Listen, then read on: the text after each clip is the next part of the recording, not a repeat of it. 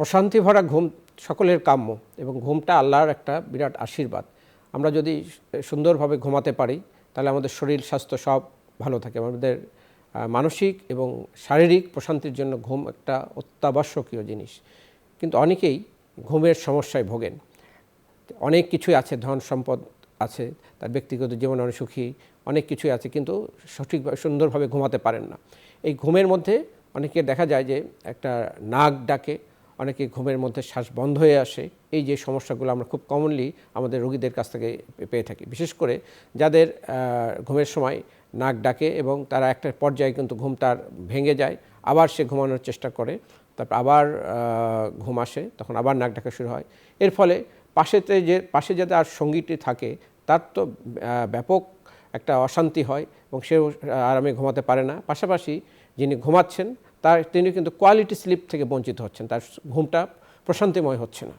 এই ধরনের একটা অসুবিধা নিয়ে যখন বিজ্ঞানীরা রিসার্চ করলো, তখন দেখা গেল এটা এক ধরনের অসুখ আমরা পেয়ে থাকি। সেটা হলো স্লিপ অ্যাপনিয়া বা অবস্ট্রাকটিভ স্লিপ অ্যাপনিয়া এবং সেন্ট্রাল স্লিপ অ্যাপনিয়া, দু ধরনের আছে। তার মধ্যে খুব কমন যেটা হলো অবস্ট্রাকটিভ স্লিপ অ্যাপনিয়া।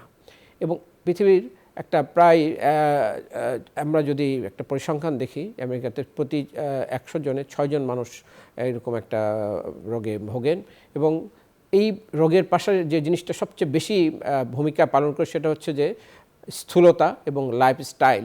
এগুলোর জন্য অনেকে দেখা যাচ্ছে যে তার ওবেসিটি ডেভেলপ করছে, মরবিড ওবেসিটি ডেভেলপ করতেছে, এবং রাতে ঘুমানোর সময় তার প্রচণ্ড নাক ডাকে এবং নাক ডাকার কারণে আস্তে আস্তে তার যতই সময় পার হয় শ্বাসনালীটা সরু হয়ে আসে, ব্লাডে অক্সিজেন লেভেল কমে যায়, এবং অক্সিজেন লেভেল যখন কমে যায় তখন কি হচ্ছে, তার ব্রেনেও অক্সিজেন সাপ্লাইটা কমে যাবে এবং অনেক ক্ষেত্রে তখন তার ঘুমটা লাইট হয়ে যায়। আমাদের ঘুমের যদি আমরা অ্যানালাইসিস করতে যাই, দেখা যায় যে 4টে স্টেজে আমরা ঘুমাই: স্টেজ 1, স্টেজ 2, স্টেজ 3, স্টেজ 4। অর্থাৎ আমরা লাইট থেকে ডিপ স্লিপের দিকে যাই এবং একটা প্রশান্তিময় ঘুম আমরা করি। এটা প্রায় 1.5 ঘন্টার একটা সাইকেল চলে। কিন্তু যাদের এই প্রবলেমগুলো আছে তারা যখন ঘুমানো শুরু করে, একটা পর্যায়ে তার শ্বাসনালীটা, আপার রেসপিরেটরি ট্র্যাক্টটা ক্লোজ হয়ে আসে এবং ব্লাডে অক্সিজেন লেভেল কমে যায়। তখন তাদের ব্রেনে অক্সিজেন সাপ্লাই কমে যাওয়ার কারণে ঘুমটা তাকে লাইট করে দেয়, নাহলে কিন্তু মানুষটা মারা যেত। বেঁচে রাখার জন্য এটা হয়। এবং তারপরে আবার সে ঘুম লাইট হয়ে গেল বা ঘুম ভেঙে গেল, তখন আবার অক্সিজেন লেভেল ঠিক হয়ে যায়। তারপরে সে আবার সেকেন্ড ফেজে আবার ঘুমানোর চেষ্টা করে, আবার ঘুমাতে শুরু করে, তখন আবার তার শ্বাসনালীতে এই প্রবলেমটা দেখা দেয়। এই যে প্রবলেমটা, এটা একটা বিশেষ ধরনের সমস্যা যেটাকে আমরা বলি অবস্ট্রাকটিভ স্লিপ অ্যাপনিয়া। এবং এটা যদি ডিটেক্টেড না হয় তাহলে কি হয়, এর কনসিকুয়েন্স হিসাবে সে প্রতিদিন রাতে ঘুমানোর পরে যখন সকালে ঘুম থেকে ওঠে তখন আনফ্রেশ লাগে, মর্নিং হ্যাংওভার একটা থাকে। এবং তার কি হয়, একটু পরে যখন সে শাওয়ার করলো, চা কফি খালো, একটু ফ্রেশ হলো, কিন্তু নির্দিষ্ট সময় পর দুপুরের দিকে তার আবার একটা ঝিমুনি ভাব আসে। প্রতিদিন সে অফিস টাইমে বা কর্মরত অবস্থায় তার ঘুমের একটা ভাব আসে, যেটা বলে ডুজিং, এবং অনেক ক্ষেত্রে মিটিংয়ের মধ্যে ঘুমিয়ে যাচ্ছে।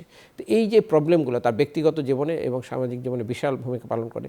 তার কগনিটিভ ফাংশন বা ইন্টেলেকচুয়াল ফাংশনে তার ডিপ্রেসড হয়ে যায়। সে সহজেই অনেক কিছুই হিসাব নিকাশের কাজও ঠিক মতো সে করতে পারে না।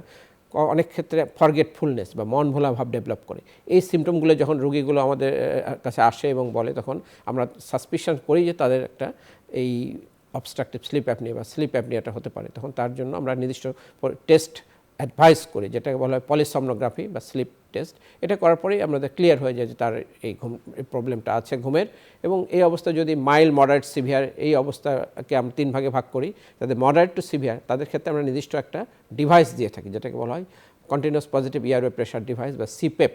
এটা দেওয়ার পরে কিন্তু তার রাতে ঘুমানোর যে মাত্রাটা, যে স্বাভাবিক অবস্থায় চলে আসে, স্বাভাবিকভাবে ঘুমাতে পারে, তার স্বাভাবিক জীবন সে আবার ফিরে পায়, এবং পাশে যে সঙ্গীটি থাকে সেও এই ঝামেলা থেকে মুক্ত হয় এবং সে তার একই সাথে তার ঘুমাতে পারে। এইভাবে যদি আমরা এই রোগগুলোকে ধরে না রেখে আমরা চিকিৎসকের কাছে আসি, যাদের এই প্রবলেমগুলো আছে তারা চিকিৎসকের শরণাপন্ন হন, এবং একজন চিকিৎসক যারা এগুলো নিয়ে বিশেষজ্ঞ, তার পরীক্ষার মাধ্যমে ক্লিন এবং তার কমপ্লেন শুনেই অনেকটা সাসপিশন করবে এবং পরবর্তী পরীক্ষার মাধ্যমে নিশ্চিত হবে তার এই অসুখটা।